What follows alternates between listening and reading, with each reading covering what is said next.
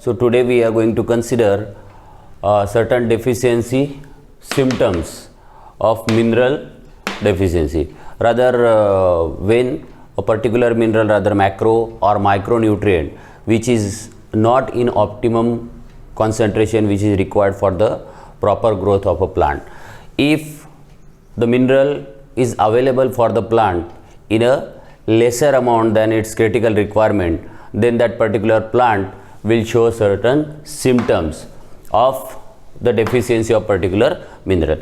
So first of all, we have to consider what kind of symptoms that plant will be showing. म्हणजे जेव्हाही सॉईलमध्ये तुम्हाला पाहिजे असणारे essential mineral हे त्यांच्या क्रिटिकल कॉन्सन्ट्रेशनपेक्षा जर कमी असतील अवेलेबल प्लांटला, तर त्यावेळेला त्याचा इम्पॅक्ट त्या प्लांटच्या ग्रोथवरती होणार आणि त्याच्या ग्रोथवरती झाल्यामुळे तो त्याच्या ग्रोथमध्ये काही फिजिओलॉजिक चेंजेस दाखवणार, काही फिजिकल चेंजेस दाखवणार आणि त्या सर्व फिजिकल चेंजेसला आपण म्हणणार त्याची डेफिशियन्सी.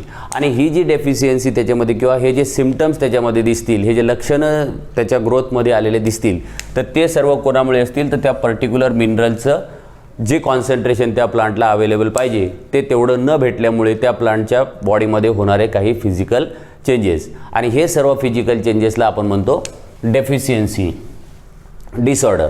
आता कुठलाही मिनरल ज्या वेळेला सॉईलमध्ये अवेलेबल असते आणि त्याची अवेलेबिलिटी त्याच्या रिक्वायरमेंटपेक्षा जर कमी असेल तर डेफिनेटली तो मिनरल इसेन्शियल आहे. त्याच्यामुळे त्याचा त्या प्लांटच्या ग्रोथवरती, त्या प्लांटच्या रादर ग्रोथ आणि त्याच्या मेटाबॉलिक फिजिओलॉजिक ॲक्टिव्हिटीवरती सर्टनली काहीतरी चेंज होणार, आणि तो जो चेंज झाला तो त्याच्या बॉडीमध्ये ॲज अ फिजिकल चेंज म्हणून रिफ्लेक्ट होतो. आणि तो फिजिकल चेंजेस कुठले कुठले असतात तर त्याच्यामध्ये हे जे आपण सिम्पटम बघू, तर सिम्पटममध्ये पहिले तो chlorosis, then there is a necrosis, then there is a mottling, wilting, stunting आणि ॲब्सिशन. तर एवढ्या प्रकारचे मेजर डेफिशियन्सी डिसऑर्डर प्लांटमध्ये पाहायला भेटतात. कशामुळे तर मिनरलच्या अवेलेबिलिटीमुळे. मिनरल जर अवेलेबल नसेल प्लांटला ज्या प्रमाणात पाहिजे त्या प्रमाणात, तर तो त्या प्लांटमध्ये त्याचे हे अशा प्रकारचे काही फिजिकल चेंजेस दिसतात. आता आपल्याला वन बाय वन हे सर्व काय डिसऑर्डर आहेत, ह्या डेफिशियन्सी डिसऑर्डर आपल्याला वन बाय वन सर्व समजून घ्यायचे. तर first of all will consider what is chlorosis. तर क्लोरोसिसमध्ये काय होतं तर there is a non development or less development of chlorophyll. Chlorophyll pigment हा non development or less development होतं. म्हणजे या प्लांटमध्ये क्लोरोफिल हा जो पिगमेंट आहे, फोटोसिंथेटिक पिगमेंट, तर याचं डेव्हलपमेंट कमी होतं. आता याचं डेव्हलपमेंट का कमी होतं तर कुठल्या तरी मिनरल, जो इसेन्शियल मिनरल आहे, जो क्लोरोफिलला क्लोरोफिलला डेव्हलप करण्यासाठी लागतो, तो जर पर्टिक्युलर क्वांटिटीमध्ये प्लांटला भेटला नाही तर तशा वेळेला त्या प्लांटच्या बॉडीमध्ये क्लोरोफिल डेव्हलप होणार नाही, आणि क्लोरोफिल डेव्हलप नाही झाल्या त्यामुळे त्याला होणार क्लोरोसिस. तर क्लोरोफिल न डेव्हलप झाल्यामुळे काय होतं तर क्लोरोफिल न डेव्हलप झाल्यामुळे there is a yellowing of leaf. Leaf become yellow. तर लीफ हे येलो कलरचे दिसतात, आणि हे लीफ येलो कलरचे कुठे दिसतात म्हणजे having a non development or less development of chlorophyll will impact your plant to become a yellowish. म्हणजे क्लोरोफिल हे जे पिगमेंट असतात, हे पिगमेंट प्लांटला ग्रीन कलर देतात, आणि जर ते डेव्हलप नाही झाले तर डेफिनेटली त्यांच्या लीफचा कलर येलोइश दिसणार. आता हा क्लोरोसिस हा प्रकार आपल्याला बऱ्याचदा पाहायला भेटतो. तर क्लोरोसिस हा प्रकार काय असतो तर क्लोरोसिस हे आपल्याला 2-3 प्रकारचं पाहायला भेटतं. एक तर मार्जिनल क्लोरोसिस. म्हणजे मार्जिनल क्लोरोसिस म्हणजे या लीफच्या मार्जिन फक्त काय होणार, येलोइश होणार. या लीफच्या मार्जिनपासून येलोइश कलर होणं चालू होणार. रादर इंटरव्हेनल क्लोरोसिस, ह्या ज्या व्हेन आहेत ते या व्हेनच्या मधला भाग क्लोरोटिक होणार, किंवा काही वेळेला entire leaf will become a chlorotic.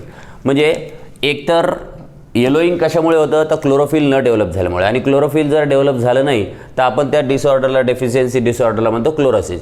आणि क्लोरोसिसमध्ये लीफ येलोइश होतात. तर येलोइश कुठं कुठं होणार तर first of all marginal chlorosis, म्हणजे हे मार्जिनला येलोइश होणार.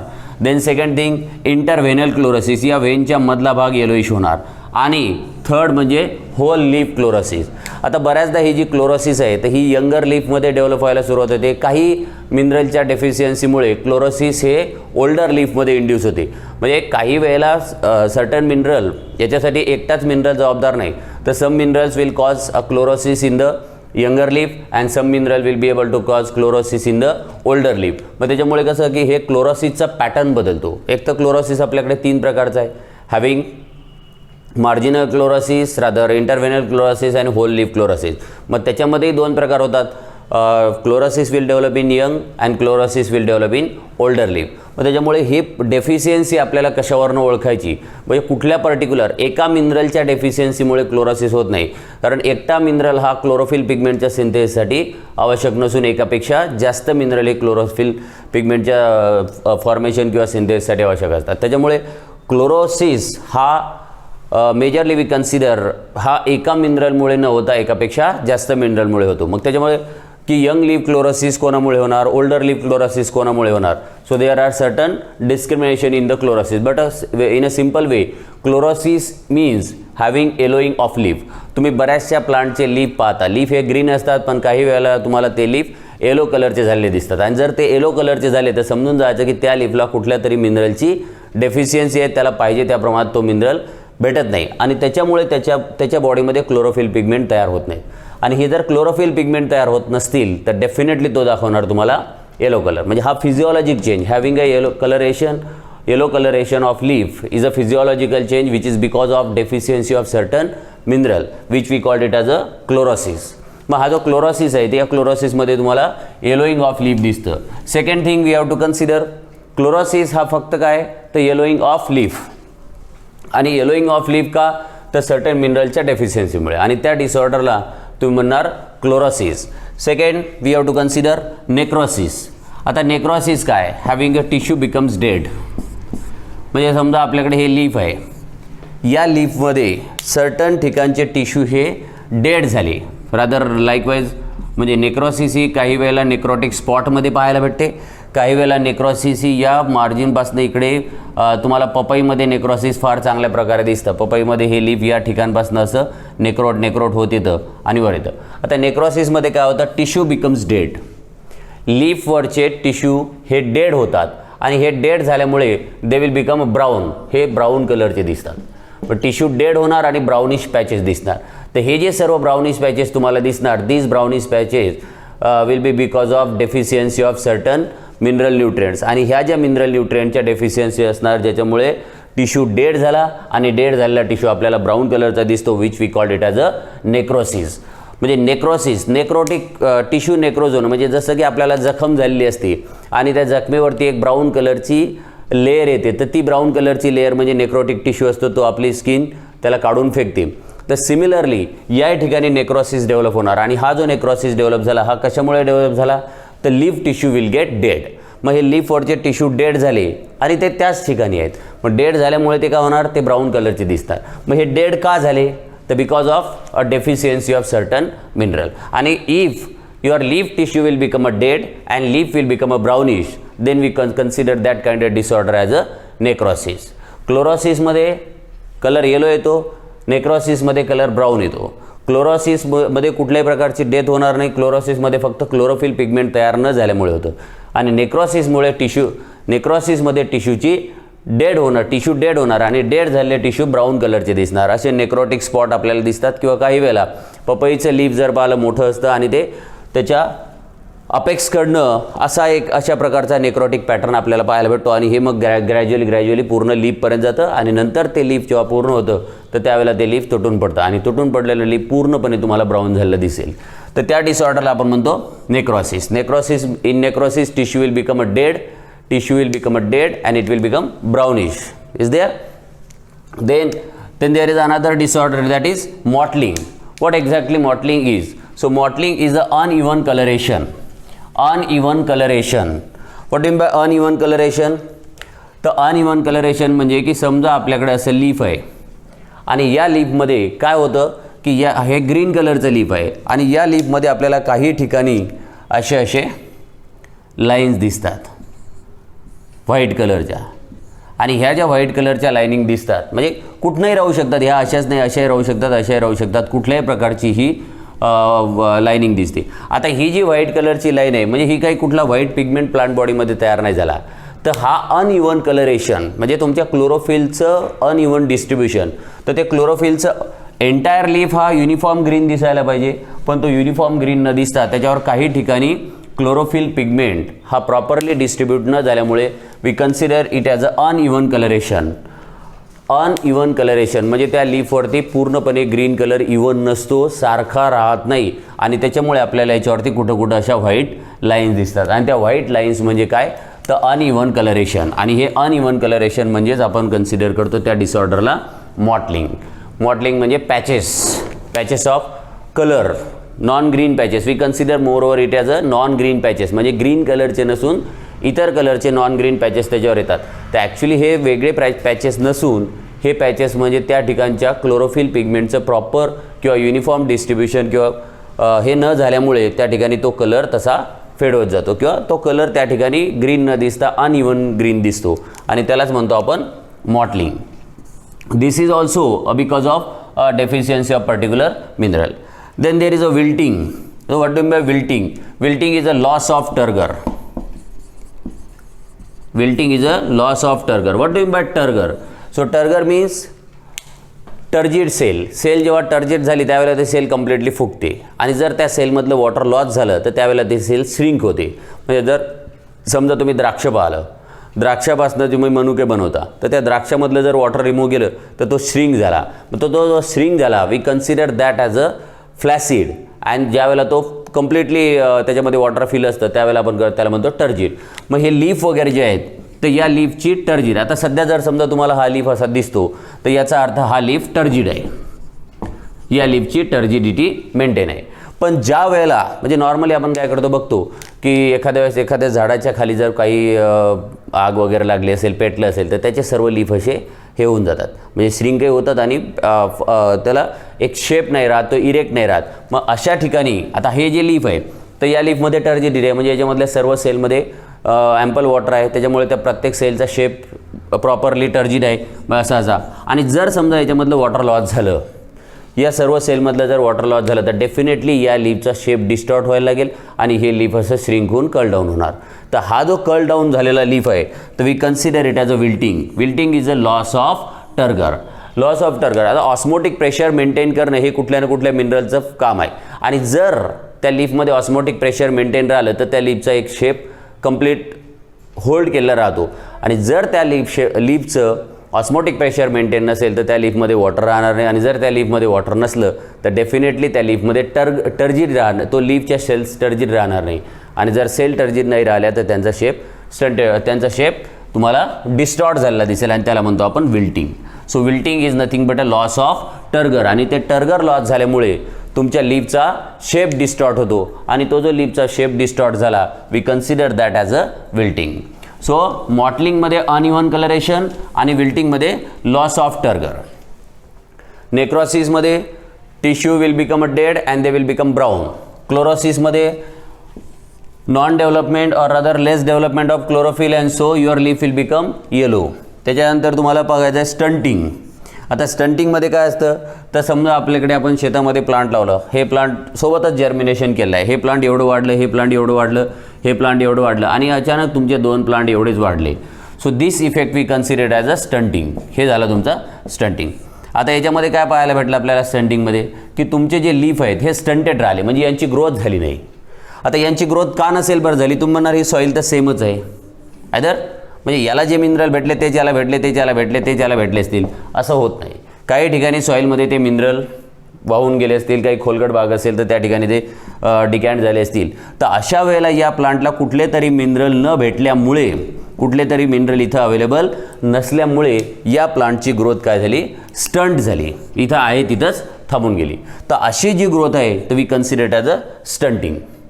म्हणजे जर समजा एखाद्या प्लांटची ग्रोथ ही स्टंट झाली म्हणजे त्याला तो तेवढाच राहिला, although this particular plant is genetically tall. हे प्लांट याच प्लांटमधलं होतं, यांच्याच सीडमधलं होतं, म्हणजे हे पण प्लांट जेनेटिकली टॉलच होतं. पण जेनेटिकली टॉल असून याची ग्रोथ स्टॉप झाली. तर ती ग्रोथ का स्टॉप झाली असेल तर definitely because of having a deficiency of certain mineral. आणि अशी जर ग्रोथ स्टॉप झाली असेल, हॅव्हिंग जेनेटिकली टॉल प्लांट जर त्यांची ग्रोथ कंप्लीट करत नसतील, ते स्टंटेड राहत असतील, म्हणजे having tall plant genetically that particular plant is tall, म्हणजे त्याच्या पॅरेंटल प्लांटकडनं त्याला हाईट आली टॉल, पण तरी जर तो टॉल होत नसेल तर तो का होत नसेल तर because of deficiency of certain mineral. आणि त्या तशा वेळेला तो प्लांटची जर हाईट वाढत नसेल तर which we consider it as a stunting. मग तशा इफेक्टला म्हणायचं आपण स्टंटिंग. स्टंटिंगमध्ये काय होणार तर तुमच्या प्लांटचं ग्रोथ जी आहे जेनेटिकली टॉल असूनही तो प्लांट त्याची ग्रोथ कंप्लीट करणार नाही. मग अशा वेळेला मग त्या इफेक्टला त्या फिजिकल सिम्पटमला we consider as a stunting. तो स्टंटेड राहतो. Then last one that is abscission. आता ॲब्सिसिक ॲसिड आपलं एक ग्रोथ रेग्युलेटर आहे आणि हे ग्रोथ रेग्युलेटर याला स्ट्रेस हॉर्मोन पण म्हणतात. We called it as a stress hormone. कोणाला ॲब्सिसिक ॲसिडला. मग ॲब्सिसिक ॲसिड हे स्ट्रेस हॉर्मोन आहे. तर ॲब्सिसिक ॲसिड काय करतं तर ॲब्सिसिक ॲसिड हे प्लांटवरती जेव्हा वॉटरचा स्ट्रेस येतो तर त्यावेळेला त्या प्लांटचे लीफला गळून पाडतो. म्हणजे आपल्याकडे जे लीफ उन्हाळ्यामध्ये आपण पाहतो की लीफ फॉल होतात तर ते लीफ फॉल कोणामुळे होतात तर ॲब्सिसिक ॲसिडमुळे. म्हणजे प्लांटला ज्या वेळेला आता लीफवरती स्टोमॅटा असतात. स्टोमॅटामुळे ते वॉटर लॉस करणार आणि उन्हाळ्यामध्ये प्लांटच्या सॉईलमध्ये वॉटर अवेलेबल नसतं. मग जर सॉईलमध्ये वॉटर अवेलेबल नसतं आणि लीफनं जर वॉटर लॉस केला तर त्याचा स्ट्रेस कोणावर येणार पाण्याचा तर तो प्लांटवर येणार. मग तशा वेळेला प्लांट बॉडीमध्ये एक ॲब्सिसिक ॲसिड नावाचं हॉर्मोन तयार होतं आणि हे ॲब्सिसिक ॲसिड नावाचं हॉर्मोन काय करतं तर प्लांटचे लीफ फॉल करतं. Is there.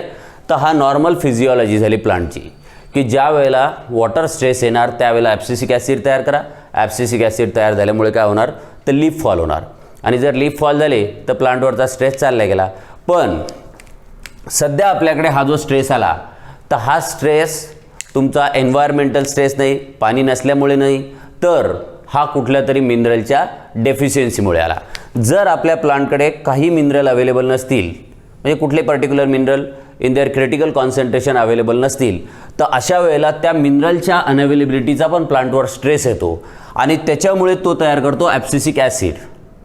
सी प्लांट हे स्ट्रेस हॉर्मोन आहे. मग वॉटर स्ट्रेस असू द्या किंवा इतर कुठल्या प्रकारचा स्ट्रेस जर डेव्हलप झाला एखादं पर्टिक्युलर मिनरल प्लांट बॉडीमध्ये तयार नाही झालं तर त्यावेळेला त्याच्याकडे प्लांटकडे त्या प्रकारचा स्ट्रेस येणार. आणि मग अशा स्ट्रेसमध्ये काय होतं तर अशा स्ट्रेसमध्ये प्रीमॅच्युअर लीफ फॉल. मग हा प्रीमॅच्युअर लीफ फॉल जो आहे तर हा कशामुळे आला तर हा म्हणजे नॉर्मली लीफ फॉल होणे हे फिजिओलॉजिकली कोणामुळे होतं ॲब्सिसिक ॲसिडमुळे. पण या ठिकाणी जो लीफ फॉल झाला प्रीमॅच्युअर. आता ॲब्सिसिक ॲसिडमध्ये जे लीफ फॉल होतात ते कम्प्लिटली मॅच्युअर झाले कारण आपण पाहतो पावसाळ्यामध्ये लीफ येतात आणि उन्हाळ्यामध्ये ते लीफ तुटतात. म्हणजे याचा अर्थ त्या लीफनं कंप्लीट ग्रोथ केली आहे, तो मॅच्युअर झाला त्याच्यानंतर ते तुटून पडला. पण सध्या आपण या ठिकाणी ॲब्सिशनमध्ये काय पाहणार तर प्रीमॅच्युअर लीफ फॉल. मग लीफचा फॉल प्रीमॅच्युअर कोणामुळे होतो ॲब्सिशनमुळे होणार का ॲब्सिसिक ॲसिडमुळे होणार का तर डेफिनेटली नाही. मग हा कोणामुळे लीफ फॉल झाला तर हा लीफ फॉल झाला कुठल्या तरी मिनरलची अनअवेलेबिलिटीमुळे. कुठलं तरी मिनरल जेवढ्या प्रमाणात पाहिजे तेवढ्या प्रमाणात अवेलेबल नसल्यामुळे या ठिकाणी लीफ काय झाले प्रीमॅच्युअर लीफ फॉल झाले.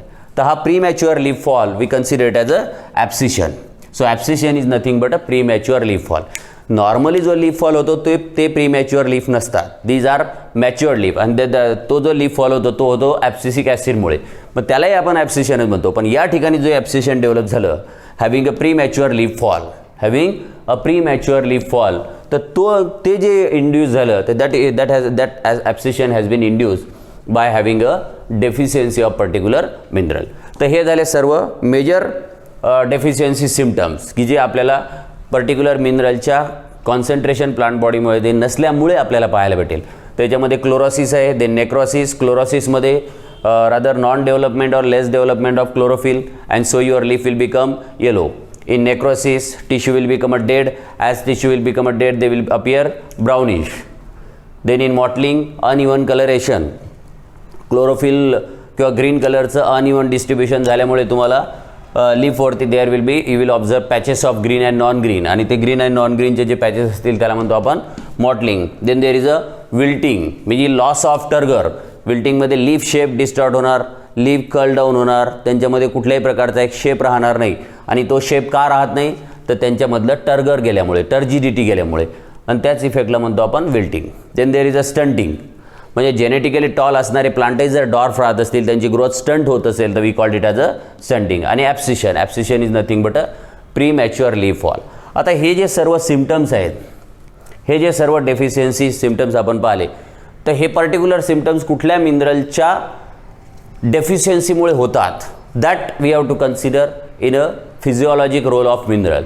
आता यानंतर जे आपण पाहणार तर त्याच्यामध्ये फिजिओलॉजिक रोल ऑफ मिनरल पाहणार. कुठलं मिनरल कुठल्या प्रकारच्या रादर आपण कॅटेगरी पाहिल्या प्रिव्हियस लेक्चरमध्ये we have consider several categories 4 categories of particular mineral. तर ते पर्टिक्युलर मिनरल कुठल्या कॅटेगरीमध्ये आहे, त्याचा फिजिओलॉजिक रोल काय आहे आणि तो नसल्यामुळे त्याचा प्लांट बॉडीवरती काय इफेक्ट होतो. तर तो नसल्यामुळे त्याचा जो इफेक्ट होणार we consider it as a deficiency. मग तो पर्टिक्युलर कुठला मिनरल जर नसेल तर तुम्हाला क्लोरोसिस होणार. कोण्या मिनरलमुळे तुमच्या प्लांट बॉडीमध्ये नेक्रोसिस होणार. कुठला मिनरल अनअवेलेबल असल्यामुळे मॉटलिंग होणार. सो हे झाले deficiency of particular mineral is there.